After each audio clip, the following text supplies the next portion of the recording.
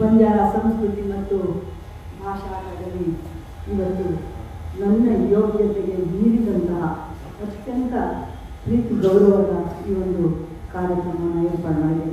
ಅದಕ್ಕಾಗಿ ನಾನು ಅಕಾಡೆಮಿಯ ಅಧ್ಯಕ್ಷರಿಗೆ ಮತ್ತು ಎಲ್ಲ ಸಂಬಂಧಪಟ್ಟ ಪದಾಧಿಕಾರಿಗಳಿಗೆ ಹೃತ್ಪೂರ್ವಕವಾದಂಥ ನಮಸ್ಕಾರಗಳನ್ನು ತಿಳಿಸ್ತೇನೆ. ಇನ್ನು ಎರಡನೇದಾಗಿ ನನಗೆ ದಿನೇಶ್ ಕೊಟ್ಟು ಅವರು ಇಷ್ಟರ ಮಟ್ಟಿಗೆ ನನ್ನ ಬಗ್ಗೆ ಮಾತಾಡ್ತಾರೆ ಅಂತ ಈ ಕರ್ನಾಟಕದ ಯಾವ ಸಾಹಿತಿನೂ ಯಾರು ಕೂಡ ಮಾತಾಡ್ತಿದ್ದಿಲ್ಲ. ಆಮೇಲೆ ಅವ್ರು ಮಾತಾಡಿದ್ರು ಅದನ್ನು ನಾನು ಮನಸ್ಸಿಗೆ ತಗೊಳ್ಬೇಕು. ಅದು ಅನಿಪಟ್ಟು ಅವರು ನನ್ನ ಬಗ್ಗೆ ಇಷ್ಟು ಹೇಳಿದ್ದಾರೆ ಅಂದರೆ ನನಗೇನು ಅನ್ನಿಸ್ತಾ ಇದೆ ಅಂದರೆ ಅದು ಯಾವುದೋ ಒಂದು ಕತ್ತೆಗೆ ನೀನು ಕುದುರೆ ಅಂತ ಹೇಳಿದಾಗ ಹೌದೌದು ನಾನು ಕುದುರೆ ಅಂತ ಅವ್ರು ನಿಜ ಏನೋ ಅಂತ ಅನ್ನಿಸ್ತಾ ಇದೆ. ಅವ್ರು ಹೇಳಿದ್ದೆಲ್ಲ ನನ್ನ ಮಟ್ಟಿಗೆ ಸರಿ ನಾನು ನಿಜಾನ ಅನ್ನೋವಷ್ಟರ ಮಟ್ಟಿಗೆ ಅವರು ನನ್ನನ್ನು ಮೆಚ್ಚುಗೆ ಮಾತಾಡಿದ್ದಾರೆ, ಅರ್ಥ ಮಾಡ್ಕೊಂಡು ಮಾತಾಡಿದ್ದಾರೆ. ತಮಾಷೆಗಲ್ಲ ಅನ್ನೋ ಮಾತು ಹೇಳಿದ್ದಾರೆ, ಅದು ನಿಜ. ನಾನು ಕೂಡ ಅವ್ರ ಮಾತನ್ನ ಒಂದೊಂದು ಅಕ್ಷರವನ್ನು ಕೂಡ ನಾನು ಅನುಭವಿಸಿದ್ದೀನಿ. ಮತ್ತು ಯಾವ ರೀತಿಯಿಂದಲೂ ಕೂಡ ಅದು ತಮಾಷೆ ಅಲ್ಲ, ಅವರ ಒಳಗಿನಿಂದ ಬಂದಂಥ ಅಂತರದಲ್ಲಿ ಮಾತು. ಅದಕ್ಕಾಗಿ ನಾನು ಅನಿಲ್ ಮತ್ತು ಅವರಿಗೆ ಹೃತ್ಪೂರ್ವಕವಾದಂಥ ಕೃತಜ್ಞತೆ ಸಲ್ಲಿಸ್ತೇನೆ. ಇನ್ನು ವೇದಿಕೆಯಲ್ಲಿರುವಂಥ ನನ್ನ ಜೊತೆಗೆ ಒಂದು ಸನ್ಮಾನವನ್ನು ಸ್ವೀಕಾರ ಮಾಡಿದಂಥ ನನ್ನ ಪ್ರೀತಿಯ ಇಬ್ಬರು ಸೋದರರಿದ್ದಾರೆ. ಅವ್ರು ಬಹುಶಃ ನನಗೆ ವಯಸ್ಸಿಗಿಂತ ನನ್ನ ಚಿಕ್ಕವರಿದ್ದರು. ಯಾಕೆಂದರೆ ನನಗೆ 80 ವರ್ಷ, ಅವರಿಗಿಂತ ಇಷ್ಟು ಕಡಿಮೆ ಇರ್ತದೆ. ಒಳ್ಳೆ ಧ್ವನಿಯಲ್ಲಿ ಹಾಡಿರುವ ಹಾಡಿನ ಅರ್ಥ ಗೊತ್ತಾದರೆ ಇನ್ನೂ ಭಾಳ ಖುಷಿಯಾಗುತ್ತೆ. ಮತ್ತು ಎದುರಿಗೆ ಕುಳಿತಿರುವ ಎಲ್ಲ ನನ್ನ ಪ್ರೀತಿಯ ಬಂಧುಗಳು, ನಾನು ಬಂಜಾರ ಸಮಾಜದಿಂದ ಬಂದು ಇಷ್ಟು ಮಾಡಿದೆ ಅನ್ನೋ ಮಾತು. ನಮಗೆ ರೆಕಮೆಂಡೇಶನ್ನು ಮೊದಲಿಂದನೂ ಕೂಡ ಯಾರು ಶಿಫಾರಸು ಮಾಡಲಿಲ್ಲ. ಮತ್ತು ನಾನು ಯಾವತ್ತೂ ಕೂಡ ಈ ಒಂದು ರಾಜಕಾರಣಕ್ಕೆ ಹೋಗ್ತೀನಿ ಅಥವಾ ಸಾಹಿತ್ಯ ಆಗ್ತೀನಿ ಏನೂ ಗೊತ್ತಿಲ್ಲ. ನನಗೆ ಎಷ್ಟು ಮಟ್ಟಿಗೆ ಅಂದರೆ ನನ್ನ ಪಾಡಿಗೆ ನಾನು ಏನೋ ಹಳ್ಳಿಯಲ್ಲಿ ತಾಂಡದಲ್ಲಿದ್ದೆ.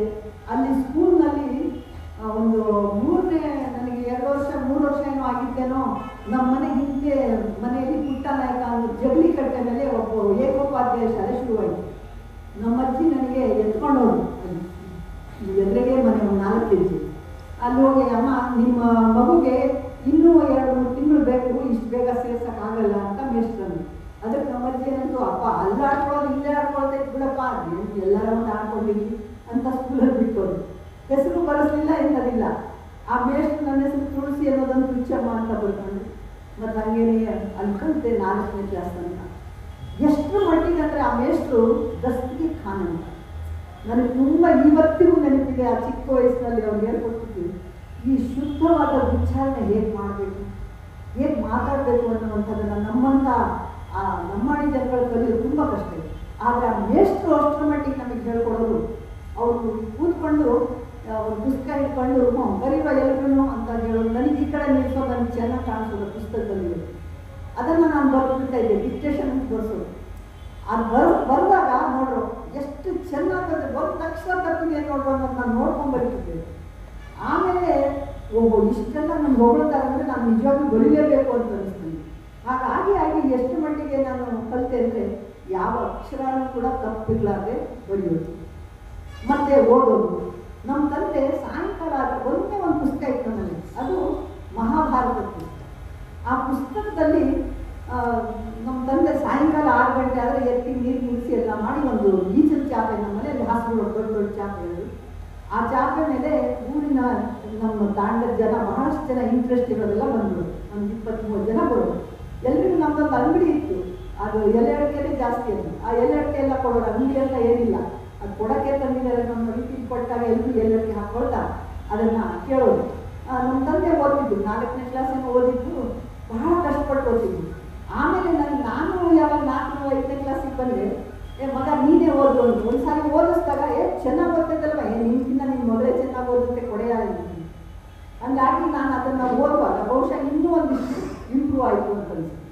ಅದಕ್ಕೆ ಅಲ್ಲಿ ಜನ ಕೇಳೋರೆಲ್ಲ ನಡುವೆ ಅಯ್ಯೋ ಏನು ಬಾಲಣ್ಣ, ನಮ್ಮ ತಂದೆ ಹೆಸರು ಬಾಲಣ್ಣ, ಎಂಥ ಒಂದು ಕಷ್ಟ ಬಂತಪ್ಪ ದ್ರೌಪದ ದೇವಿಗೆ, ಸೀರೆ ಎಲ್ಲ ಹೇಳಿದ್ದೇನಪ್ಪ, ಎಂತೆಂಥ ಜನ ಕರ್ಣನಿಗೆ ಅಂತ ಕಷ್ಟ ಬಂತಲ್ಲಪ್ಪ, ಅವನಿಗೆ ಪಾಪ ನೀರಿಗೆ ಇದು ಮಾಡಿದ್ದಾರೆ ಅಂತೆಲ್ಲ ನಡುವೆ ಇದು ಮಾಡೋದು, ಅದು ವಿಶ್ಲೇಷಣೆ ಮಾಡೋದು, ಮಾಡಿ ಮತ್ತೆ ಕೇಳೋದು.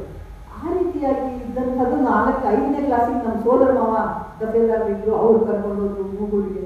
ಇಲ್ಲಿ ಬೇಡ, ಯಾಕೆಂದರೆ ಅಲ್ಲಿ ಕಾಡಿತ್ತು, ವೇದಾವತಿ ನದಿ ಇತ್ತು, ಅದನ್ನು ದಾಟಿ ಹೋಗ್ಬೇಕಾದ್ರೆ ತುಂಬ ಹಿಂಸೆ ಪಡೋದು. ಹುಡುಗರು ತಲೆ ಸಣ್ಣ ಸಣ್ಣ ಹುಡುಗರು ನಾವೆಲ್ಲ ತಲೆಗೆ ಮಣ್ಣು ಹಾಕೋದು, ಮುಳ್ಳಿಂದ ಚುಚ್ಚೋದು, ಎಂಥದರ ಹುಳ ಹಿಡಿದು ಮೈ ಮೇಲೆ ಬಿಡೋದು, ಹಾಗೆಲ್ಲ ಕೊಡೋದು. ಅದಕ್ಕೆ ನಾನು ಹೋಗೋಕ್ಕೆ ಹಿಂದೆ ನೋಡ್ತಾ ಇದ್ದೀನಿ. ಆಮೇಲೆ ನಮ್ಮ ತಾಯಿ ರಾಗಿ ಹಸರು ಮಾಡ್ತಾ ಮಾಡ್ತಾ ನಮ್ಮ ತಾಯಿನೂ ಓದ್ಕೊಂಡಿದ್ರು. 4-5ನೇ ಕ್ಲಾಸ್ ಅರಸೀಕೆರೆ ಹಾಸ್ಟೆಲ್ ಅವರಪ್ಪ ಓದಿಸಿದ್ರು ಯಾರು, ಅವರು ಅಕ್ಷರ ನೋಡಿ ಬರೀಲಿ ಅಂತ ಅವ್ರಿಗೆ, ಯಾಕೆಂದ್ರೆ ಅವ್ರು ಕೆಲಸ ಮಾಡ್ಬೇಕು, ನನಗೆ ಓದಿಸ್ಕೊಂಡು ಕೊಡೋಕ್ಕಾಗಲ್ಲ. ಆಗ ಆ ಎಲ್ಲ ಆ ರಾಗಿನಲ್ಲಿ ಕೊಡೋದು ಮತ್ತೆ ಹೇಳ್ಬೋದು. ಆ ರೀತಿಯಾಗಿ ಕಲಿತು ಆಮೇಲೆ 5ನೇ ತರಗತಿಗೆ ನಮ್ಮ ಸೋದರ ಮಾವನ ಹತ್ರ ಕಲಿತು, ಅಲ್ಲಿ ಆದ ಮನೆಯಲ್ಲಿ ಬರೀ ಕಥೆ ಪುಸ್ತಕಗಳು ಸಿಕ್ಕಿ, ಬರೀ ಚಂದಮಾಮ ಬಾಲಮಿತ್ರ ಅದನ್ನು ಓದಿದ್ರು. ಅವೆಲ್ಲ ಮಾಡಿದ್ಮೇಲೆ ಹಾಸ್ಟೆಲಿಗೆ ಸೇರಿಸಿದ್ರು. ಯಾಕೆಂದರೆ ಅಲ್ಲಿ ಅವರು ನಮ್ಮ ಮಾವನ ಮಗಳಿಗೆ SSLC ಓದ್ತಿದ್ದವಳು, ನಾನು 8ನೇ ಕ್ಲಾಸ್ ಇದ್ದೆ, ಹೊಸದುರ್ಗದಲ್ಲಿ ಟ್ರಾನ್ಸ್ಫರ್ ಆಯಿತು. ಹಾಗಾಗಿ ಅಲ್ಲಿ ನನಗೆ ಹಾಸ್ಟೆಲಲ್ಲಿ ಅರ್ಧ ರೊಟ್ಟಿ ಕೊಡು, ಇನ್ನೊಂದು ಅರ್ಧ ರೊಟ್ಟಿ ಕೊಟ್ಟರೆ ಎಷ್ಟು ಚೆನ್ನಾಗಿರುತ್ತಲ್ಲ ಅಂದರೆ ನಾನು ಒಂದು ಸಣ್ಣ ಮುದ್ದೆ ಒಂದಿಷ್ಟೇ ಅನ್ನ, ಅದು ಎತ್ತಲೂ ಸಾಲ್ತಿರ್ಲಿಲ್ಲ ನನಗೆ. ಊರಿಗೆ ಬಂದ ಕೂಡಲೇ ಒಳ್ಳೆ ಮನೆಯಲ್ಲಿ ರಾಗಿ ಮುದ್ದೆ ಬೆಣ್ಣೆ ಅದು ನಮ್ಮನೇಲಿ ದನ ಕರು ಇದ್ದು ಸ್ವಲ್ಪ, ಹಂಗಾಗಿ ನಾನು ಹೋಗೋದಿಲ್ಲ ಅಂತ ಆಗಲ್ಲ, ನನಗೆ ಹಾಸ್ಟೆಲ್ ಊಟ ನನಗೆ ಇಷ್ಟ ಇಲ್ಲ, ನಾನು ಹೋಗಲ್ಲ ಅಂತ ಮನೇಲಿ ಬಿಡ್ಕೊಂಡಿದ್ದೆ. ಅಲ್ಲಿ ಮುಗೀತು, 8ನೇ ಮುಂದೆ ಓದಲೇ ಇಲ್ಲ. ನಮ್ಮಣ್ಣ ಆಗಲೇ BA ಮಾಡಿ ಅವರು ಕೆಲಸದಲ್ಲಿದ್ದರು ಚಿಕ್ಕಮಗಳೂರಲ್ಲಿ, ಕಾಲೇಜಿನಲ್ಲಿ ಕ್ಲರ್ಕ್ ಇದ್ರು, BA ಮಾಡ್ಕೊಂಡಿದ್ರು, ಕ್ಲರ್ಕ್ ಪೋಸ್ಟ್. ಅವ್ರು ಬಂದು ಯಾಕೆ ಹೋಗಿಲ್ಲ, ಇಲ್ಲಿಂದ ಸ್ಕೂಲ್ ಶುರುವಾಯ್ತಲ್ಲ ಅಂತ ಹೇಳಿದಾಗ ನಮ್ಮಪ್ಪ ಅಮ್ಮ ಅವಳಿಗೆ ಇಷ್ಟ ಇಲ್ವಂತಪ್ಪ ಹೋಗಲ್ಲ ಅಂತ ಹೇಳಿ. ನಮ್ಮ ಅಣ್ಣ ಎಲ್ರಿಗೂ ಹೋಯ್ತು ಮನೇಲಿ, ಏನು ತಿಳ್ಕೊಂಡಿದ್ದೆ ನೀವು, ನನಗಾದ್ರೆ ನೀವು BA ತನಕ ಓದಿಸಿದ್ದೀರಾ, ಅವಳಿಗಾದ್ರೆ ಇಷ್ಟಕ್ಕೆ ನಿಲ್ಲಿಸ್ತಿದ್ದೀರಾ, ನಮ್ಮದು ತಪ್ಪಿಲ್ಲ ಅಂತ ಅವ್ರು ಹೇಳಿದ್ರು. ನೋಡು ಹೋಗ್ಲಿ, ಈಗ ನೀನು ಹಿಂದಿ ಕಲಿ, ಪುಸ್ತಕ ತಂದ್ಕೊಟ್ಟು. ಈಗ ಮತ್ತೆ ಕುವೆಂಪು ಇವ್ರು ಯಾರು ಗೊತ್ತಾ, KV ಪುಟ್ಟಪ್ಪ ಅಂತ, ಇವ್ರ ಪುಸ್ತಕವನ್ನು ನಾನು 1 ಪೇಜು ನಾನು ನಿನಗೆ ಇದನ್ನು ಹೇಳೋಗಿರ್ತೀನಿ, ಇದರ ಸಾರಾಂಶ ನನಗೆ ಬರ್ತಿರ್ಬೇಕು. ಮತ್ತು ಇಂಗ್ಲೀಷು ABCD ಎಲ್ಲ ಕಲಿಸಿದಾಗ ನಿಮಗೆ ಹೇಳ್ಬೋದು, 8ನೇ ತರಗತಿ ತನಕ ಇಂಗ್ಲೀಷ್ನಲ್ಲಿ ಒಂದು ಪ್ಯಾರ ಬರೀಬೇಕು, ತಪ್ಪಿದ್ರೆ ನಾನು ಬಂದು ಸಿಗ್ತೀನಿ ಅಂತ ಇದು ಮಾಡಿದ್ವಿ. ಆಮೇಲೆ ಪ್ರಥಮ ಮಧ್ಯಮ ರಾಷ್ಟ್ರಭಾಷಾ ವಿಶಾಲ ತನಕ ಮಾಡಿ ಅಲ್ಲಿ ಹಳ್ಳಿಗೆ ಇಟ್ಕೊಂಡು ತುಂಬ ಖುಷಿ ಆಗ್ತಿತ್ತು ಓದಿ ಎಕ್ಸಾಮ್, ಚಿಕ್ಕಮಗಳೂರು ಸೆಂಟರ್ನಲ್ಲಿ ಎಕ್ಸಾಮ್. ಹಾಗಾಗಿ ನನಗೆ ನಮ್ಮಣ್ಣ ನನ್ನ ಗುರು ಆಯಿತು. ಎಷ್ಟು ಮಟ್ಟಿಗೆ ಅಂದರೆ ಏನು ನೋಡಿದ್ರು ಬರೆಯೋದು, ಏನು ನೋಡಿದ್ರು ಅದನ್ನು ಇದು ಮಾಡೋದು. ಮತ್ತು ನಮ್ಮೂರಲ್ಲಿ ನಾಟಕ ಆಡ್ತಾ ಇದ್ವಿ. ನಮ್ಮ ಅಜ್ಜ ಭಾಳ ಇವರು ರಸಿಕ ಒಂದು ರೀತಿ. ನಮ್ಮ ಅಜ್ಜಿ ಬೈತಾ ಇದ್ರು, ಇವರಲ್ಲಿ ಯಾರು ಇಲ್ಲ ಇವನಂತ, ಎಲ್ಲ ಇನ್ನೊಬ್ಬರು ಹೆಣ್ಮಕ್ಳನ್ನೆಲ್ಲ ಇದು ಮಾಡ್ತಾನೆ, ನಿಮ್ಮ ಅಜ್ಜ ಕಚ್ಚೆ ಮಠ ಅಂತ ಅದನ್ನು ಬರ್ತಿದ್ದೀನಿ ನಾನು ವೆಂಕಟೇಶ್ವರಕ್ಕೆ ಕರೆಯೋದು. ಹಾಗೆ ಹೇಳೋದು. ಆದರೆ ಗಂಡನಿಗೆ ಎಷ್ಟು ಪ್ರೀತಿ ಗೌರವ ತೋರಿಸೋದು. ಅವ್ರು ಹೇಳ್ತಿದ್ರು, ಅವ್ನ ಪಾಪ ಅವನಿಗೆ ನಾನು ಮಾತ್ರ ಅವನಿಗೆ ಯಾವ ಸುವಂಚನೆ ಮಾಡಲ್ಲ ಅಂತ ಹೇಳೋದು. ಆಮೇಲೆ ಆ ಊರಿನಲ್ಲಿ ಪ್ರತಿಯೊಬ್ಬರೂ ಕೂಡ ನ್ಯಾಯ ಸತ್ಯ ಆ ಮಾತು ಹಾಳಾಗ, ಏನಾದರೂ ದುಡ್ಡು ಕಾಸು ಕೊಡೋದಿದ್ರೆ ಒಬ್ಬರು ದುಡ್ಡು ಒಬ್ಬರು ತಗೊಳ್ತಿದ್ದಿಲ್ಲ, ಹೆಚ್ಚಿಗೆ ಏನು ತಗೊಳ್ತಿದ್ದಿಲ್ಲ. ಅಲ್ಲಿ ಕೊರ್ಮ ಜನಾಂಗದವರಿದ್ದಿದ್ದು. ಆಮೇಲೆ ಹರಿಜನರು, ಈ ಕಡೆ ಮುಸಲ್ಮಾನರು, ತಂಗ್ಲಿ ಅಂತ ಅಲ್ಲಿ ತಂಗ್ಲಿ ಗ್ರಾಮದಲ್ಲಿ ಬ್ರಾಹ್ಮಣರು, ಲಿಂಗಾಯತರು, ಅವರೆಲ್ಲ ನಮಗೆ ಬೊಕ್ಸೆ ನೀರು ಕೊಡೋದು ಕುಡಿಯೋಕ್ಕೆ. ಇಲ್ಲಾಂದರೆ ಈ ಒಂದು ಕೊರ್ಮ ಜನಾಂಗದ ಹತ್ರ ಹೋದರೆ ಅಲ್ಲಿ ಅವರು ಬಹಳ ಕೀಳು, ನಾವು ಬಹಳ ಮೇಲು, ಆ ರೀತಿ ನೋಡೋದು. ಒಂದು ರೀತಿಯ ಹಂತವಾದಂಥ ಜಾತಿಯನ್ನು ಎಲ್ಲ ಒಪ್ಕೊಂಡಿದ್ವಿ. ಅದು ನನ್ನ ಮನಸ್ಸಿಗೆ ಅನ್ನಿಸ್ತಾ ಇತ್ತು, ಏನೋ ಇದೆ ಅಂತ, ಆದರೆ ಏನೂ ಅರ್ಥ ಆಗ್ತಿರ್ಲಿಲ್ಲ.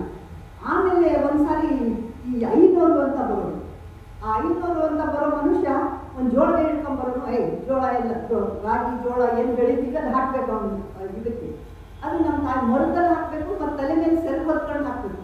ಆಮೇಲೆ ಅವನಿಗೆ ನಮಸ್ಕಾರ ಮಾಡಬೇಕು, ಹಂಗಿತ್ತು. ಒಂದ್ಸಾರಿ ಎಲ್ಲ ಹೊಲಕ್ಕೆ ಹೋಗಿದ್ರು, ನಾನು ಒಬ್ಬಳೇ ಇದ್ದೆ, ತಗೊಂಬ ಇಲ್ಲಿ ಏನಿದೆ ಮನೆಯೊಳಗೆ ನೋಡಿ ತಂದು ಹಾಕು ಅಂತ. ನಾನು ಬೊಕ್ಸೆಲ್ ತಂದು ಹಾಕ್ಬೇಕು, ಮರ ಸಿಕ್ತು ನಾನು. ಬೊಕ್ಸೆಲ್ ಹಾಕ್ತಾರ ಇಲ್ಲಾರ, ಏನು ತಿಳ್ಕೊಂಡಿದ್ಯಾ, ನಿಮ್ಮ ಅವ್ವ ಅಪ್ಪ ಎಲ್ಲ ಹಾಕೋದು ನೋಡಿಲ್ವ ನೀನು, ತಗೊಂಡಿರ್ತೀರಪ್ಪ ಅಂತ. ಆಗ ಬೊಕ್ಸೆನ ಹಾಕ್ಸ್ಕೊಂಡು ನಮಸ್ಕಾರ ಮಾಡೋದು. ನನಗೆ ಸಿಟ್ಟು ಬಂತು, ಕೊಟ್ಟವಳು ನಾನು ನನಗೆ ನಮಸ್ಕಾರ ಮಾಡಿದ್ವಿ. ಅವನು ಅಷ್ಟು ಸಿಟ್ಟು ಮಾಡ್ದ. ನಮ್ಮ ತಾಯಿ ಬಂದು ಒಳ್ಳೆ ಹೇಳ್ದ, ಏನಮ್ಮ ನಿಮ್ಮ ಮಗಳಿಗೆ ಈ ಥರ ಹೇಳಿದ್ವಿ. ನಮ್ಮ ತಾಯಿ ಅವನು ಮುಂದೆನೇ ಸಖತ್ತು ಹೊಡೆದ್ರು, ನನಗೆ ದೊಡ್ಡವರಿಗೆ ಹಂಗೆಲ್ಲ ಅಂತ. ನಾನು ಹೇಳಿದ ಸರಿ. ನಮ್ಮಪ್ಪ ಬಂದಾಗ ಅವ್ರಿಗೆ ಹೇಳಿದ್ರು ಈ ಥರ ಹೇಳಿದ್ದು ಅಂತ. ಸರಿಯಾಗಿ ಹೇಳಿದಾಳು ಗುರು ಅಂದರು. ಅಂದರೆ ನಮ್ಮಪ್ಪನಿಗೆ ಒಂದು ರೀತಿಯ ಇಂಥ ಒಂದು ವಿಚಾರಗಳಲ್ಲಿ ಬಹುಶಃ ವೈಚಾರಿಕವಾಗಿ ನಾವು ಬೆಳೆಯೋದಕ್ಕೆ ಅವರೇ ಕಾರಣ. ಈ ದೇವರ ಮೇಲೆ ಹೂ ಬೀಳುತ್ತೆ ಅಂತ ಹೇಳಿದಾಗ ನಮ್ಮಪ್ಪ ಹೋಗ್ತಿರ್ಲಿಲ್ಲ. ನೋಡಪ್ಪ ಹೆಣ್ಣು ಮೊದಲೇ ಎಣ್ಣೆ ಹಚ್ಚಿರ್ತಾರೆ, ನೀರು ಬಿದ್ದಿರ್ತಾರೆ, ಅದ್ರ ಮೇಲೆ ಒಂದು ಹೂ ಇಟ್ಟಿರ್ತಾರೆ, ಇರುವೇನೋ ಏನೋ ಹೋಗುತ್ತೆ ಬೀಳುತ್ತೆ, ಅದನ್ನೇ ದೇವರು ಬೀಳುತ್ತದೆ, ಅವೆಲ್ಲ ನಮ್ದಾದ ಮಾತು ಅನ್ನೋದು ಅದು ನಮ್ಮ ತಲೆಯಲ್ಲಿ. ಹಾಗಾಗಿ ಅದು ಮುಂದೆ ನಾನು ಈ ಸಾಹಿತ್ಯ ಬರೆಯುವಾಗ ನಾನು ಎಲ್ಲ ರೀತಿಯಲ್ಲೇ ಎಲ್ಲ ರೀತಿಯಲ್ಲೇ ಆಲೋಚನೆ ಮಾಡ್ತೀನಿ. ಯಾವಾಗ ನಾನು ಬಂಡಾಯ ಸಾಹಿತ್ಯದ ಇದಾಯಿತು, ಸಂಕ್ರಮಣ ನನಗೆ ಬಹಳ ಕಲಿಸ್ಕೊಡ್ತು. ಚಂಪಾ ಅವ್ರ ಸಂಕ್ರಮಣ. ಆಮೇಲಿಂದ ಲಂಕೇಶ್ ಪತ್ರಿಕೆಯ ಪರಿಚಯ ಆಗಿ ಚಂಪಾ ಅವರೇ ಒಂದು ಇದು ಮಾಡಿಸ್ಕೊಡ್ತೀನಿ, ಚಂದ ಮಾಡಿಸ್ತಿದ್ರು. ಅದನ್ನು ಓದಿದಾಗಲೂ ನನಗೇನು ಒಂದು 5-6 ಪತ್ರಿಕೆಗಳು ಬಂದಿತ್ತು. ಅಷ್ಟರಲ್ಲಿ ಒಂದ್ಸಾರಿ ಮಹಾರಾಷ್ಟ್ರಕ್ಕೆ ಹೋಗುವಂಥ ಅವಕಾಶ ಬಂದಾಗ ಒಂದು ಇಂದಿರಾ ಗಾಂಧಿ ನಾನು ಇದು ಕೊಡಕ್ಕೆ ಹೋದ್ರೆ, ಅರ್ಜಿ ಕೊಡಕ್ಕೆ ಹೋದ್ರೆ ಅವ್ರು ಹಾಡ್ಬೋದು ಅಂತ ಬರುತ್ತೆ. ಅದನ್ನು ಅವ್ರೇನು ಶೀರ್ಷಿಕೆ ಕೊಟ್ಟರು, ಲಂಬಾಣಿ ಮಹಿಳೆ ಮತ್ತು ಹಾಡುವ ಇಂದಿರಾ ಅನ್ನುವಂಥ ಒಂದು ಶೀರ್ಷಿಕೆ ಕೊಟ್ಟು ಅದನ್ನು ಬರೆದು ಒಂದು ಪತ್ರ ಬರೆದು, ಬಹಳ ಚೆನ್ನಾಗಿದೆ ನಿಮ್ಮ ಶೈಲಿ ಬರೆಯೋದು, ನೀವು ಪ್ರತಿ ಸಾರಿ ಬರೀರಿ, 4 ವಾರಕ್ಕೆ 1 ಲೇಖನ, ತಿಂಗಳಿಗೆ 4 ಬರೀರಿ, ನೀವು 200 ರೂಪಾಯಿ ಇದು ಕೊಡ್ತೀವಿ ಸಂಭಾವನೆ. ನನ್ನ ಮಗ ಕಾಲೇಜಲ್ಲಿ ಓದ್ತಿದ್ದಾಗ MBBS ಫಸ್ಟ್ ಶುರುವಾಗಿ ನನಗೆ ಖುಷಿ ಆಯಿತು, ನಮ್ಮ ಮನೆಗೂ ಖುಷಿ ಆಯ್ತು ಸದ್ಯ. ಯಾಕೆಂದರೆ ಅವ್ರು ಕ್ಲರ್ಕು, ನಾನು ಬಟ್ಟೆ ಗಿಟ್ಟೆ ಹೊಲಿದು ಒಂದಿಷ್ಟು ದುಡಿತಿದ್ದೆ, ಅವರು ತರೋರು ಏನಕ್ಕೂ ಸಾಲ್ತಿರ್ಲಿಲ್ಲ. ಅದ್ರೊಳಗೆ ಕಷ್ಟ ಕಡಿಮೆ ಆಯಿತು. ನಮ್ಮ ಮಗನ ಅಡ್ರೆಸ್ಸೇ ಕೊಟ್ಬಿಟ್ಟೆ ಅವನಿಗೆ, ಸಾಕು ನೀವು ದುಡ್ಡು ನನಗೆ ಕೊಡೋಬೇಡ, ನನ್ನ ಮಗನಿಗೆ ಕೊಡಿದ್ದಾರೆ. ಹೀಗಾಗಿ ನಮ್ಮ 3 ಮಕ್ಕಳಿಗೆ 3 ಓದ್ತಾ ಇದ್ರು. ಇದೆಲ್ಲದ ನಡುವೆ ಮನೆಯ ಈ ಬಡತನದ ನಡುವೆ ಕೂಡ ನಮ್ಮ ತಾಂಡದಲ್ಲಿ ನಾನು ಎಷ್ಟು ಖುಷಿಯಾಗಿದ್ದೆ ಅಂದರೆ, ಬಹುಶಃ ಮುಂದೆ ಎಲ್ಲರೂ ಕಾರಣಗಳು, ತಂದೆ ತಾಯಿ ಅಜ್ಜ ಅಜ್ಜಿ ಎಲ್ಲರೂ ಕೂಡ ಯಾರಿಗೂ ಟೀಕೆ ಮಾಡ್ತಿರ್ಲಿಲ್ಲ, ಬೈತಿರ್ಲಿಲ್ಲ, ಕೆಟ್ಟದ್ದನ್ನು ನೋಡಕ್ಕೆ ಬಿಡ್ತಿರ್ಲಿಲ್ಲ. ಏನಾದರೂ ಯಾರು ನಮ್ಮ ಅಜ್ಜಿ ಒಂದಿತ್ತಲ್ಲಿ, ಅದನ್ನು ಹೇಳಬೇಕು, ಸಣ್ಣಜ್ಜಿ ಅಂತ. ಅದು ನಮ್ಮೂರಲ್ಲಿ ಹೇಗೆ ಬಂತು ಅಂದರೆ, ನಮ್ಮ ತಾಂಡ 60-70 ಮನೆಗಳ ತಾಂಡ ಬರೀ ನಮ್ಮ ಲಂಬಾಣಿ ಜನನೇ. ಅದು ಒಂದು ಅಜ್ಜಿ ಮಾತ್ರ ಒಳ್ಳೆ ಕನ್ನಡ ಮಾತಾಡೋದು, ದಿನ ನಮ್ಮ ಮನೆಗೆ ಬರೋದು. ನಮ್ಮ ಅಂಗಡಿ ಮನೆ ಆದ್ದರಿಂದ ಕೆಲವು ಕನ್ನಡಿಗರು ಬರ್ತಿದ್ರು. ನಮ್ಮ ಅಜ್ಜಿ, ಆ ಅಜ್ಜಿಗೆ ನಾವೆಲ್ಲ ಸಣ್ಣಜ್ಜಿ ಇದ್ವಿ.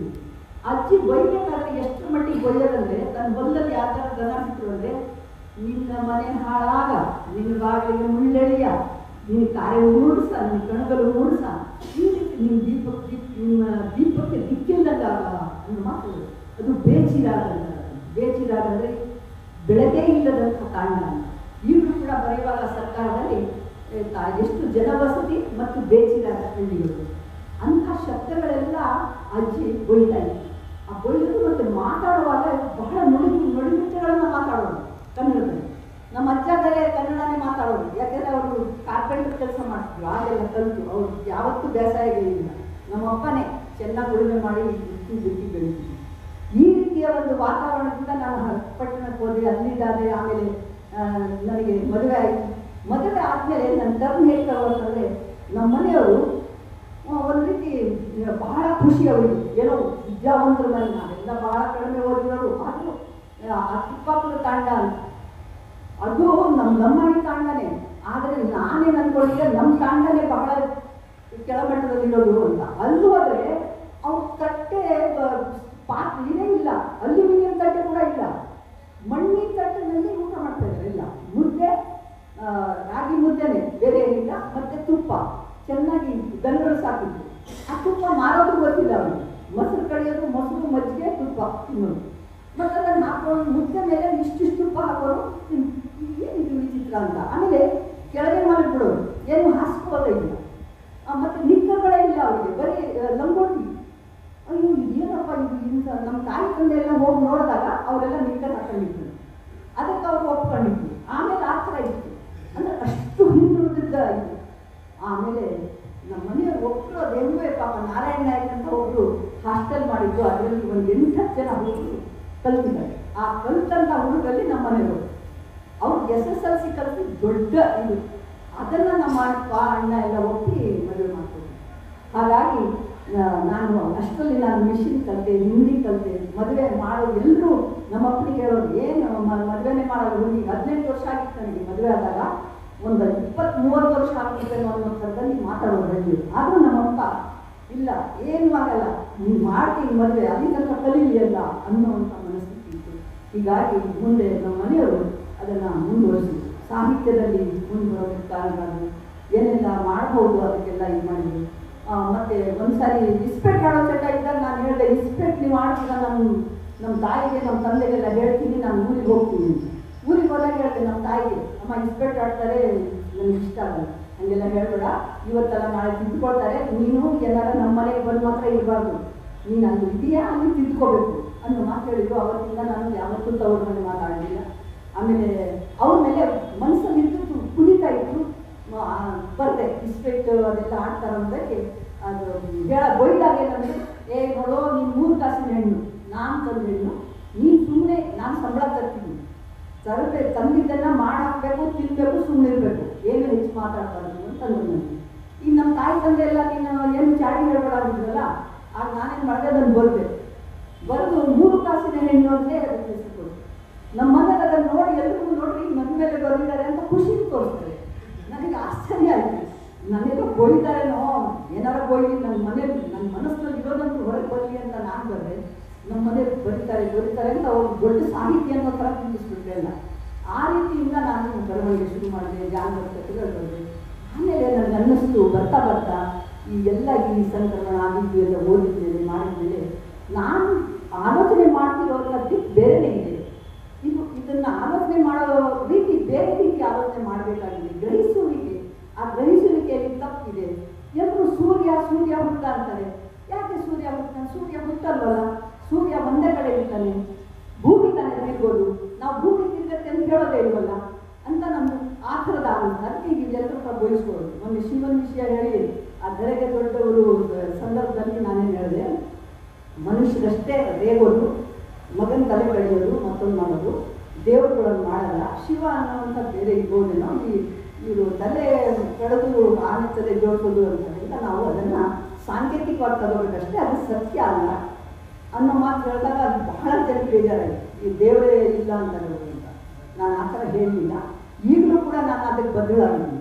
ಯಾವುದು ನಾವು ಇವತ್ತು ನಂಬ್ತಾ ಇದೀವೋ ಅವು ಬಹಳಷ್ಟನ್ನು ನಾವು ತಿದ್ದುಕೋಬೇಕಾಗಿದೆ. ವೈಜ್ಞಾನಿಕವಾಗಿ ನಾವು ಆಲೋಚನೆ ಮಾಡಬೇಕಾಗಿದೆ, ವೈಚಾರಿಕವಾಗಿ ಆಲೋಚನೆ ಮಾಡಬೇಕಾಗಿದೆ ಅನ್ನೋದು ನನ್ನ ಅಭಿಪ್ರಾಯನೇ ಆಗಿದೆ. ಮತ್ತು ಮನೆಯಲ್ಲೂ ಕೂಡ ಮಕ್ಕಳು ಅದೇ ರೀತಿಯಲ್ಲಿ ಬೆಳೆದಿದ್ದಾರೆ. ಒಂದು ಸಾರಿ ನಮ್ಮ ಮಗ ಒಬ್ಬ ಕೈಲಿ ಎಲ್ಲ ದುಡ್ಡು ಎಷ್ಟಿತ್ತೋ ಚಿಲ್ಲರೆ ಅದನ್ನು ತಗೊಂಡೋಗಿ ಅಂಗಡಿಲಿ ಕೊಟ್ಬಿಟ್ಟು ಏನೋ ತಿಂದ್ಬಿಟ್ಟಿದ್ದ 3 ಮಕ್ಕಳಲ್ಲಿ ಕೊನೆಯವನು. ಅದು ಹೇಳಲಿಲ್ಲ, ಯಾರಪ್ಪ ದುಡ್ಡು ಎತ್ತರು ಅಂದರೆ ಇಲ್ಲ ನಾನಲ್ಲ ಅಂದು. ಆಗ ನಾನು ಇವತ್ತು ಅಡುಗೆ ಮಾಡಲ್ಲ, ಊಟನೂ ಮಾಡಲ್ಲ, ನಾನು ಹೊಸ್ತಿರ್ತೀನಿ, ನೀವು ಹೊಸ್ತೀರಿ, ಯಾರು ಸತ್ಯ ಒಪ್ಕೊಳ್ತೀರೋ ಆಗ ಮಾಡ್ತೀನಿ. ಯಾಕೆಂದರೆ ಇವತ್ತೆಲ್ಲ ಎಷ್ಟು ದಿನ ನೀವು ಹೇಳಲ್ಲ ಅಷ್ಟು ದಿನನೂ ನಾನು ಅಡುಗೆ ಮಾಡಲ್ಲ ಅಂತ. ಸಂಜೆ ಆಯ್ತು, ಎಲ್ಲರೂ ಹೊಟ್ಟೆ ತಗೊಳ್ಳೋಣ, ಅವ್ರು ಇಬ್ಬರು ಹುಡುಗರು ಹೇಳ್ರು, ಯಾಕೆ ಹೇಳ್ಬಿಡು ಸುಮ್ಮನೆ. ಆಮೇಲೆ ನಮ್ಮ ಮಗ ಒಪ್ಕೊಂಡ ಕೊನೆಯವನು.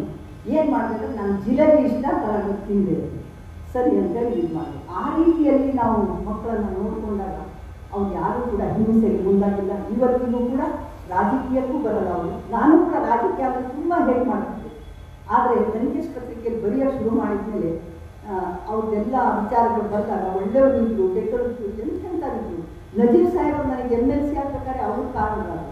ನೀವು ನೋಡಿ, ಈ ಪತ್ರಕರ್ತರ ಕೋಟದಲ್ಲಿ ಮತ್ತು ಸಾಹಿತ್ಯ ಅನ್ನೋದಕ್ಕೆ ಮತ್ತು ಲಮ್ಮಾಡಿ ಯಾರಿಗೂ ಕೊಟ್ಟಿಲ್ಲ ಅನ್ನೋದಕ್ಕೆ ನಿಮಗೆ ಕೊಡ್ತಾ ಇದ್ದಾರೆ, ತಗೊಳ್ಳಿ ಅಂದರೆ ಇಲ್ಲ ಸರ್ ನಾನು ಪತ್ರಿಕೆಯಲ್ಲಿ ಯಾಕೆ ಬರೀತಿದ್ದೀನಿ, ಯಾರಿಗಾರ ಕೊಟ್ಟರೆ ನನಗೇನು ಬೇಡ ಅಂತ. ಇಲ್ಲ, ನಿಮಗೆ ಗೊತ್ತೇ ಇಲ್ಲ ಅದ್ರ ಬಗ್ಗೆ, ತುಂಬ ಕೆಲಸ ಮಾಡೋ ಸಾಧ್ಯ ಇದೆ ಅಂತಂದು. ಯಾಕೆಂದರೆ ಅರ್ಜಿಗಳೆಲ್ಲ ಆಗ ಕೊಡ್ತಿರ್ಲಿಲ್ಲ. ಲಂಕೇಶ್ ಪತ್ರಿಕೆಯಲ್ಲಿ ಬರೋ ಅರ್ಜಿಯನ್ನು ಗೌರ್ಮೆಂಟ್ ಇದು ಪರಿಗಣಿಸ್ತಿತ್ತು. ಅವರು ಏನಾದ್ರು ಬರೆದ್ರೆ ತಕ್ಷಣ ಅಲ್ಲಿ ಆ ಕೆಲಸ ಮಾಡ್ತಾಯಿದ್ರು ಆಗಿನ ಜನ. ನಜೀರ್ ಸಾಹೇಬ್ ಆಗಿರ್ಬೋದು, MP ಪ್ರಕಾಶ್, ಆಳ್ವ, ಸಿಂಧ್ಯ, ಇವರೆಲ್ಲ ಈಗ ಇದ್ದಾರೆ ಕೆಲವರು. ಆಮೇಲೆ ಇವರು ಪಟೇಲ್ರು, JF ಪಟೇಲ್ರಂತೂ ಅಂತಹ ಒಂದು ಪ್ರಜ್ಞಾವಂತರು. ಅವರು ಯಾವಾಗಾದರೂ ಜೋಕ್ ಮಾಡಿದರೆ ಎಷ್ಟು ಚೆನ್ನಾಗಿ ಸಮಯ ಪ್ರಜ್ಞೆ ಹೇಗಿತ್ತಂದರೆ ಅವರಿಗೆ ವಿರೋಧ ಪಕ್ಷದವರು ಒಂದ್ಸಾರಿ ನಾವೇನು ದನ ಕಾಯಕ್ಕೆ ಬಂದಿದ್ದೀವೇನ್ರಿ ಅಂತಂದರೆ ನಮಗೆ ಅದೇ ಅನುಮಾನ ರೀ ಅಂತ ಹೇಳೋದು. ಅಂದರೆ ಬೇರೆ ರೀತಿಯಲ್ಲಿ ಹೇಳುವಂಥದ್ದು ಅಂಥವೆಲ್ಲ ಬಹಳ ಒಳ್ಳೆಯ ಜನ ಇದ್ದು ನಾಚಿಕೆ ಪಡ್ತಿದ್ರು. ಇದು ಲಂಚ ಗಿಂಚ ತಗೊಳ್ಳೋಕೆ ಮಾಡೋಕ್ಕೆ ತಗೊಳ್ತಿದ್ರು ಏನೋ ಗೊತ್ತಿಲ್ಲ. ಆದರೆ ನಾನಂತೂ ಆ ವಿಷಯದಲ್ಲೇ ರಾಜೀನಾಮೆ ಕೊಡಬೇಕಾಗಿತ್ತು. ಪಾರ್ಟಿ ಫಂಡ್ ಕೊಡಬೇಕು ನೀವು ಅಂತಂದು. ಆಮೇಲೆ ರಾಮಕೃಷ್ಣ ಹೆಗಡೆಯವರು ಭರತನಾಟ್ಯ ಕಲಾವಿದೆಗೆ ನೀವು 10,000 ರೂಪಾಯಿ ಇಲ್ಲ, ಎಲ್ರಿಗೂ 10,000 ರೂಪಾಯಿ ಕೊಡ್ತಾ ಇದ್ವಿ, ಅವ್ರಿಗೆ 20,000 ಕೊಡಿ ಅಂತಂದು ಅವರೇ ಮಾಡಿದವ್ರು ನನಗೆ ಮಾಡಿದ್ರು. ಆಮೇಲೆ ಮಂತ್ರಿ ಆದಾಗ ನನಗೆ ಹೇಳಿದ್ರು. ಆಗ ನಾನು ಹೇಳಿದೆ, ಇಲ್ಲ ಸರ್, ಎಲ್ರಿಗೂ 10,000 ಕೊಡೋದು, ಅವ್ರಿಗೆ ಕೊಡೋಕ್ಕಾಗಲ್ಲ. ಅವ್ರು ಬೇಜಾರು ಮಾಡಲಿಲ್ಲ. ಯಾಕೆಂದರೆ ನಾನು ಅವರು ಮಾಡಿದ ಮುಲಾಜಿಗೆ ಅವ್ರು ದೊಡ್ಡವ್ರು ಹೇಳ್ತಿದ್ದಾರೆ ಅಂದರೆ ಮಾಡಬೇಕಾಗಿತ್ತು. ಆದರೆ ನಾನು ಎಲ್ರಿಗೂ ಒಂದೇ. ಆಮೇಲೆ ಪಾರ್ಟಿ ಫಂಡ್ ಕೊಡಿ ಅಂದರೆ ಎಲ್ಲಿಂದ ಸರ್, ನನಗೆ ಬರೋದು 6,000, ಬೇಕಾದ್ರೆ ಅದರೊಳಗಿಂತ 500,000 ಕೊಡ್ತೀನಿ, ಆದರೆ ನಾನು ಯಾರ ಹತ್ರ ಕೇಳಲ್ಲ. ಅಧಿಕಾರಿಗಳ ಹತ್ರ ಕೇಳಿದ್ರಿ, ಅಧಿಕಾರಿಗಳ ಹತ್ರ ಕೇಳಿ ತಗೊಳ್ಳೋದೇ ನಿಮಗೆ. ಅಧಿಕಾರಿಗಳ ಕೈಯಿಂದ ಬರುತ್ತೆ ಸರ್, ಜನರ ದುಡ್ಡು ಅಲ್ವಾ. ಅದಕ್ಕೆ ಅವ್ರು ಮಾತಾಡಿದ್ರಂತೆ, ತುಂಬ ವಾದ ಮಾಡ್ತಾರೆ, ನೀವು ಲಂಕೇಶ್ವರದಿಂದ ಬಂದರು ಮೆಂಬರನ್ನಷ್ಟು ಅವ್ರ ನಾಯಕ ಇಲ್ಲ, ಅವ್ರ ಮಂತ್ರಿ ಆಗೋಕ್ಕೆ ಏನಾದ್ರು ಮಾಡಿ ಇಳಿಸ್ಬಿಡೋಣ, ಇದು ಚೇರ್ಮನ್ ಇದ್ದಾರೆ ನೀವು ಅದಿರಲಿ ಅಂತಂದು. ಅದಕ್ಕೆ ದೇವೇಗೌಡರು ಹೇಳಿದ್ರಂತೆ, ಈ ಥರ ಬೇಡ ಸರ್, ಬೇಡ, ಏನಾರು ಅನ್ಕೋತಾರೆ, ಆ ಲಂಬಾಣಿ ಹೆಣ್ಮಕ್ಳಿಗೆ ಮಾಡಿ ಇಳಿಸ್ಬಿಟ್ರು ನೋಡಂತಾರೆ ಸರ್ ಅಂತ ಆಪಾದನೆ ನಿಮ್ಮ ಮೇಲೆ ಬರಬಾರ್ದು. ಆ ರೀತಿ ನಾವು ಭಾವಾತ್ಮಕವಾದಂಥ ವಿಚಾರ ತಂದು ನಾವು ಇಳಿಸ್ತೀವಿ, ನೀವು ಸುಮ್ಮನೆ ಇದ್ಬಿಡ್ಬೇಕಷ್ಟೇ ಅಂತ. ಅವ್ರು ಸುಮ್ಮನೆ ಇದ್ಬಿಟ್ರು, ನನಗೆ ಇಳಿಸಿದ್ರು. ಆಮೇಲೆ ಶಂಕರ್ ನಾಯ್ಕ ಅಂತ ನಮ್ಮವರು, ಅವರು ಮಂತ್ರಿ ಆದರು. ಅವರು ತುಂಬ ಚೆನ್ನಾಗಿ 20,000 ಕೊಡ್ತಿದ್ರು. ಈಗಿನ ಲೆಕ್ಕದಲ್ಲಿ ಲಕ್ಷದ ಮೇಲೆ ಹೋಗ್ತದೆ. ಆ ರೀತಿಯಾಗಿ ನಾನು ಹೇಳಿದೆ, ನನಗೇನು ಬೇಜಾರಾಗಿಲ್ಲ.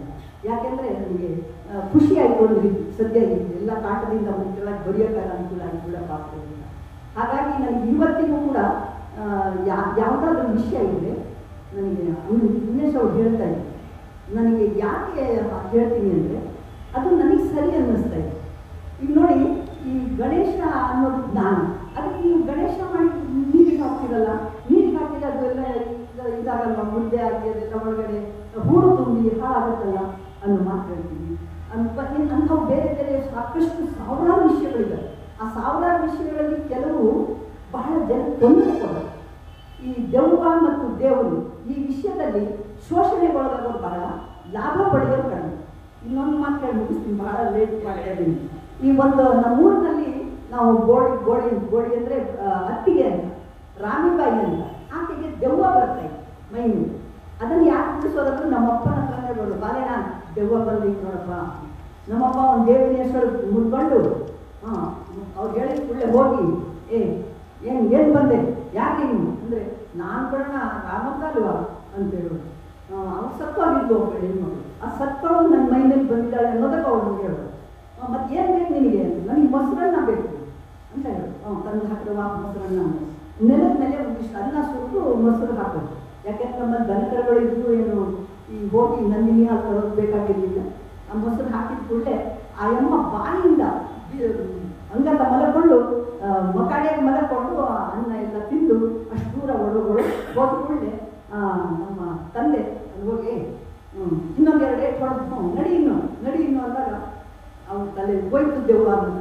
ತಲೆ ಮೇಲೆ ಸೆರೆಗೆ ಹಾಕೊಂಡು, ಬಾಪು ನಾನು ಯಾಕೆ ಬಂದಿದ್ದೀನಿ, ಮಗಷ್ಟೇ ನಾಯಿ ಬಾಪು ಅಂತ ಹೇಳೋದು. ನಮ್ಮ ಮಾತಲ್ಲಿ ಯಾಕೆ ಬಂದಿದ್ದೀನಿ, ಅದಕ್ಕೆ ಅವ್ರು ಇಲ್ಲಿ ಹೋಗವ, ನೀನು ಹೋಗು ಮನೆಗೆ ಹೋಗು, ಇದು ಮಾಡ್ಕೋ, ಮಗ ತಗೋ ಅಂತ ಹೇಳೋದು.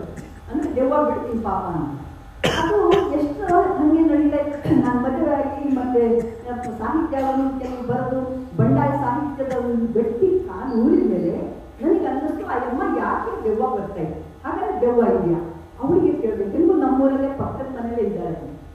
ನಮ್ಮ ತಾಯಿ ಊರಿಗೆ ಹೋದಾಗ ಕೇಳಿದೆ, ಅಮ್ಮ ಪಾಪ ಅಕ್ಕನ ಮೇಲೆ ಮತ್ತೆ ದೆವ್ವ ಬರ್ತೀನಿ. ಬಂದಿಲ್ಲ ಕಣಮ್ಮ, 2 ವರ್ಷ ಆಯ್ತು, 1-2-3 ವರ್ಷ ಆಯ್ತು ನೋಡುವ, ಏನು ದೆವ್ವ ಏನು ಬರಲ್ಲ ಅಂತ.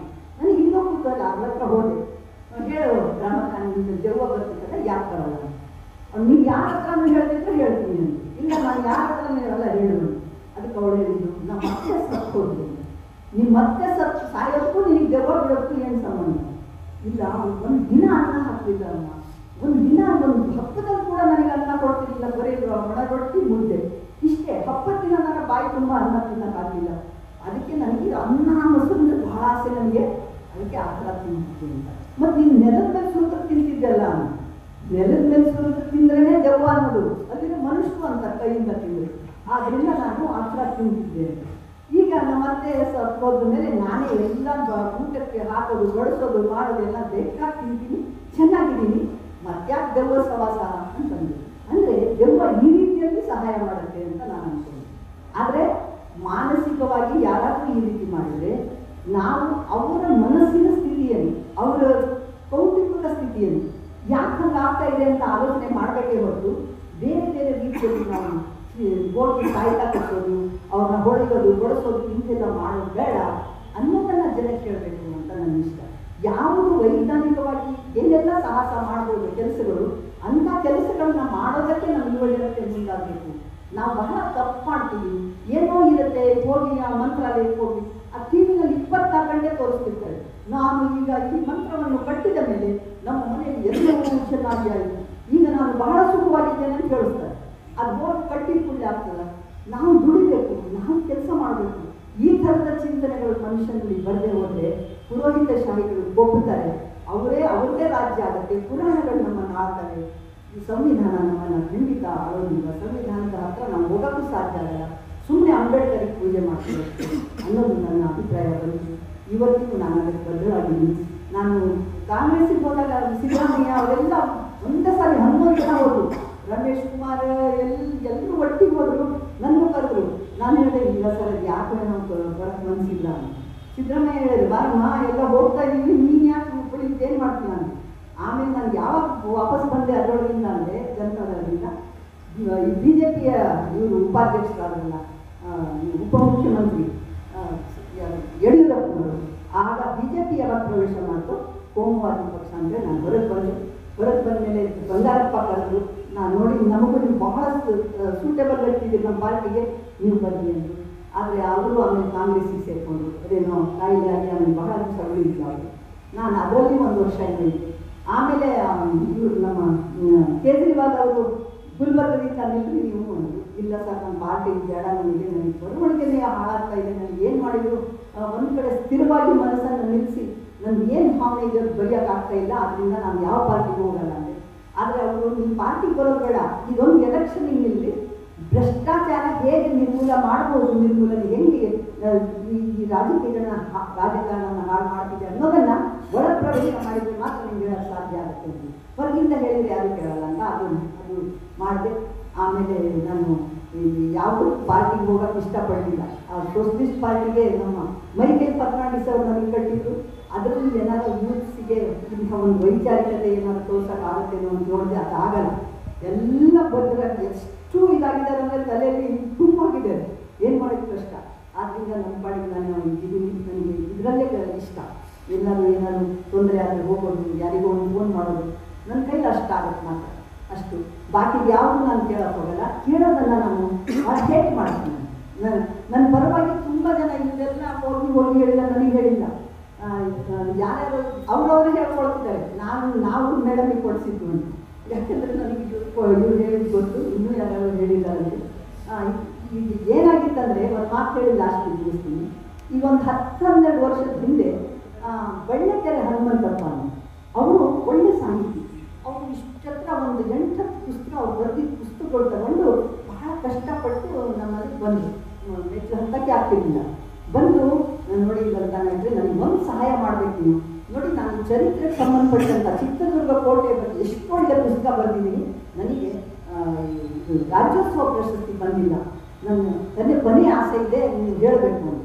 ನಾನು ಯಾರಿಗೂ ಹೇಳ್ತಿದ್ದಿಲ್ಲ. ಆದರೂ ಇವ್ರು ಹೇಳಿದ್ದಾರೆ ಅನ್ನೋದಕ್ಕೆ ಹೋದೆ. ಅದು ಮಂತ್ರಿ ಇರಲಿಲ್ಲ, ಇವರಿದ್ರು ಡಿಪಾರ್ಟ್ಮೆಂಟಿನ MD ಇದ್ರು, ಅಲ್ಲ MD ಅಲ್ಲ ಡೈರೆಕ್ಟ್ರ್ ಇದ್ರು.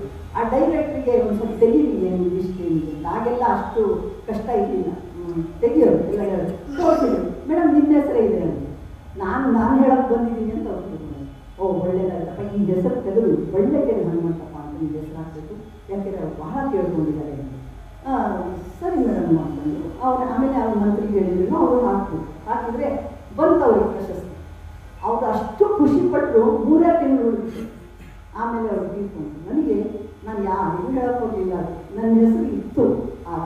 ಆಮೇಲೆ ಅದು ಹೆಂಗೋ ಏನೋ ಈ ಸರಿ ಬಂದ್ಬಿಟ್ಟು ಎಲ್ಲರೂ ಅಂದರು, ಮೇಡಮ್ ಬರೀ 1-2 ಲಕ್ಷ ಇತ್ತು, ಈಗ 5 ಲಕ್ಷ ಆಯಿತು, ನೀವು ಒಳ್ಳೆದಾಯ್ತು. ನಾನು ನನ್ನ ಕಾರು ಹಳೇದಾಗಿದೆ, ಅಂದರೆ ಒಂದು ಓಡಾಡೋಕ್ಕೆ ಒಳ್ಳೆಯದು, ಅನುಕೂಲ ಆಗ್ತದೆ, ಲೋನ್ ಮಾಡಿ ನಾನು ತಗೊಂಡ್ಬಿಡೋದು ಅಂದರೆ ಮತ್ತು ಅದು ಯಾರ್ಯಾರೋ ಕೇಳ್ತಾ ಇದ್ದಾರೆ, ಅವರು ಏನೋ ಕ್ಯಾನ್ಸರ್ ಅಂತ ಇನ್ನೊಂದೇನೋ ಮೇಡಮ್ ಸ್ವಲ್ಪ ಹೆಲ್ಪ್ ಮಾಡಿ ಅಂದರೆ ನಾನು ಮಾಜಿ ಮಂತ್ರಿ ಅಂದರೆ ನಾನು ತುಂಬ ದುಡ್ಡು ಮಾಡಿದ್ದೀನಿ ಅಂದ್ಕೊಂಡಿದ್ದಾರೆ. ನಾನು ದುಡ್ಡು ಮಾಡಿಲ್ಲ. ಯಾಕೆ ಮಾಡಬಾರ್ದಂದರೆ ನಾನು ಬುದ್ಧನನ್ನೇ, ನಾನು ಬಸವನನ್ನೇ, ನಾನು ಅಂಬೇಡ್ಕರನ್ನೇ, ಇಷ್ಟೆಲ್ಲ ಜನಗಳನ್ನು ನಾನು ಎದೆಯಲ್ಲಿ ತುಂಬಿಕೊಂಡು ನಾನು ಮತ್ತೆ ಆಸೆ ಕೊಡೋದಾದರೆ ನನ್ನಂಥ ನೀಚರು ಯಾರಿಲ್ಲ. ಆದ್ದರಿಂದ ಒಂದು ಮನೆ ಇದೆ, ನನಗೆ ಮನೆ ಬೇಕು, ಮನುಷ್ಯನಿಗೆ ಜಾತಿ ಬೇಕು, ಜಾತಿ ವಿನಾಶಕ್ಕಾಗಿ ಜಾತಿ ಬೇಕಾಗಿದೆ. ಮತ್ತು ನನಗೆ ಹೊಟ್ಟೆಗೆ ಊಟ ಮಾಡೋದಕ್ಕೆ ಸಾಧ್ಯವಾಗುತ್ತೆ. ಸರ್ಕಾರ ಋಣದಲ್ಲಿ ನನಗೆ ಪೆನ್ಷನ್ ಬರ್ತದೆ. ಆ ಪೆನ್ಷನ್ ಹಣನ ಮತ್ತೆ ಎಷ್ಟಂತ ಋಣ ಬರ್ತೀನಿ ನಾನು, ಈ ನೆಲದ ಋಣ, ಈ ಸರ್ಕಾರದ ಋಣ, ಈ ಋಣಗಳಿರೋದ್ರಿಂದ ನನಗೆ ನನ್ನ ಜಮೀನಿಲ್ಲ. ನನಗೆ ಎಲ್ಲಿ, ಯಾಕೆಂದರೆ ನಾನು ಉಳೋದಿಲ್ಲ ಅಂದಮೇಲೆ ನನಗೆ ಜಮೀನು ಬೇಡ. ಆಮೇಲೆ ಮನೆ, ಒಂದು ಮನೆಯಲ್ಲಿ 3 ಅಂತಸ್ತಿದೆ. 3 ಅಂತಸ್ತಲ್ಲಿ 3 ಮಕ್ಕಳಿರ್ಬೋದು, ಆದರೆ ಒಬ್ಬ ಬೆಳೆಸಿದ್ದೇನೆ, ಇನ್ನಿಬ್ಬರು ನಾವು ಕೆಳಗಿನ ಮನೆಯಲ್ಲಿ ಒಬ್ಬಾಗ, ನಡುವಿನ ಮನೆಯಲ್ಲಿ ನಾವು ಹೇಳ್ತೇವೆ. ಆ ರೀತಿಯಾಗಿ ನಾವು ಇರೋದ್ರಿಂದ ಮತ್ತು ನಾನು ಅಪ್ಪರ್ ಕೃಷ್ಣ ಪ್ರಾಜೆಕ್ಟ್ಗೆ ಕೊಡೋದಕ್ಕೆ ಅದೇ ವರ್ಷ ನಾನು MLA ಆಗಿದ್ದೆ, ಬಿಟ್ಟಿರಲಿಲ್ಲ. ಆದ್ದರಿಂದ ರಾಮಕೃಷ್ಣ ಹೆಗಡೆ, ದೇವೇಗೌಡರು, MP ಪ್ರಕಾಶ್, ನಜೀರ್ ಸಾಬ್ ಅವರೆಲ್ಲ ಬಂದು ನೀವು ನೋಡಿ ನೀವೆಲ್ಲ ಬಾಂಡ್ ತಗೋಬೇಕು, ಇಲ್ಲಿ MLA ದೇವದುರ್ಗದ MLA ಆಗಿ ಲಲಿತಾ ನಾಯ್ಕ ಆಯ್ಕೆ ಆಗಿದ್ದಾರೆ, ಇವರು ಕೂಡ ಕೊಡಬೇಕು ಅಂತಂದು. ನಾನೇನು ಮಾಡೋದಪ್ಪ, ಈಗ ದುಡ್ಡಿಲ್ಲ ಅಂದರೆ ಸರಿ ಇರಲ್ಲ ಅಂತ ನನಗೆ ಹಂಗಾರ್ದೊಂದು ಬಳೆ ಮಾಡಿಸ್ಬೇಕು ನಮ್ಮಪ್ಪ. ಒಂದು ಕೈ ವಾಚ್ ಸಾಕು, ನಾನೇ ಹೇಳಿದೆ ಅವ್ರಿಗೆ ತೊಂದರೆ ಆಗುತ್ತೆ ಅಂತ, ಒಂದೇ ಬಳೆ ಸಾಕಪ್ಪ ವಾಚ್ ಇದೆ ಅಂತ. ಮತ್ತು ನಮ್ಮ ಮನೆಗೆ ಒಂದು ಸರ ಮಾಡಿಸ್ಕೊಟ್ಟಿದ್ವಿ. ಅವೆರಡನ್ನೂ ಕೂಡ ಅದು ಚಿನ್ನದ್ದು, ಅದು ಎಷ್ಟೆಷ್ಟು ಸಲ ಇತ್ತು.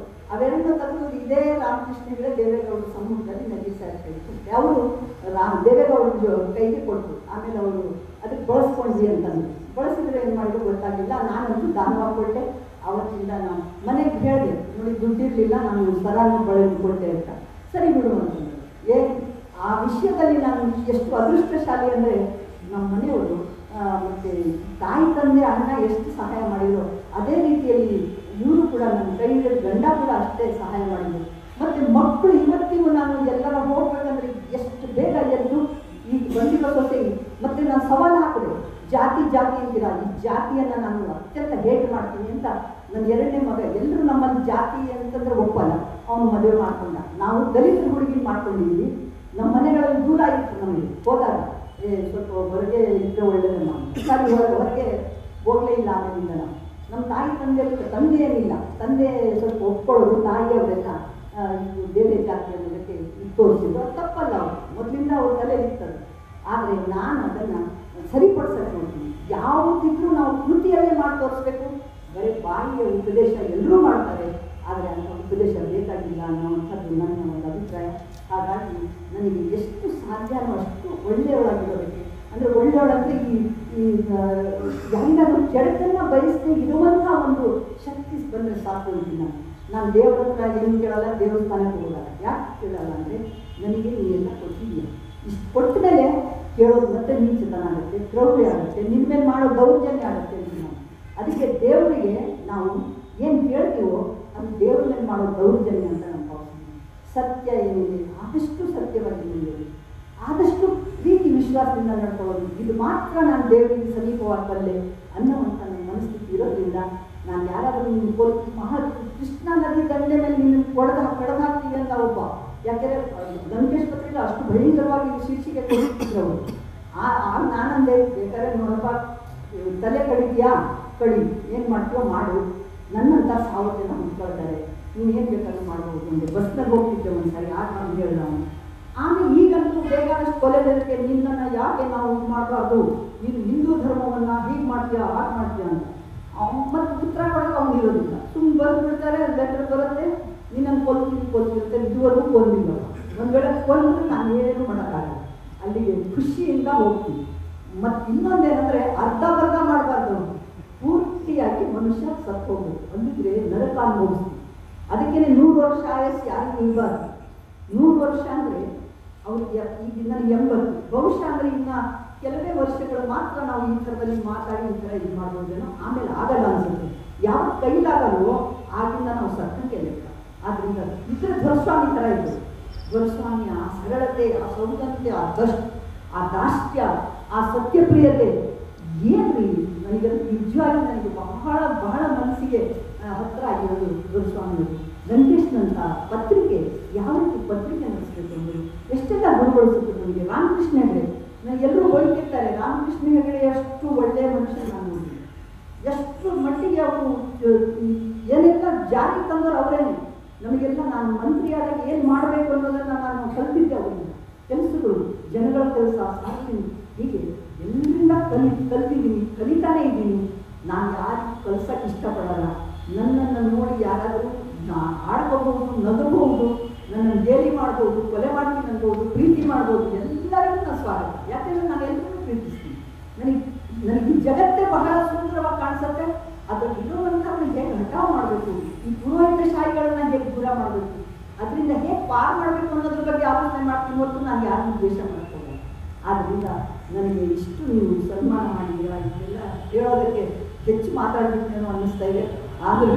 ಆದರೂ ಕೂಡ ಏನೋ ಹೇಳ್ಕೊಬೇಕು ಅನ್ನಿಸ್ತು. ಯಾಕೆ ನನಗೆ ಇಷ್ಟು ಧೈರ್ಯ ಬಂತಂದರೆ ದಿನೇಶ್ ಅಮ್ಮನಪಟ್ಟು ಅಂತ ಅವ್ರು ನನಗೆ ಅಷ್ಟು ಹೇಳಿದ್ರೆ ನಾವು ಮಾತಾಡ್ಬೋದೇನೋ ಅಂತಂದೆ. ನಮಸ್ಕಾರ.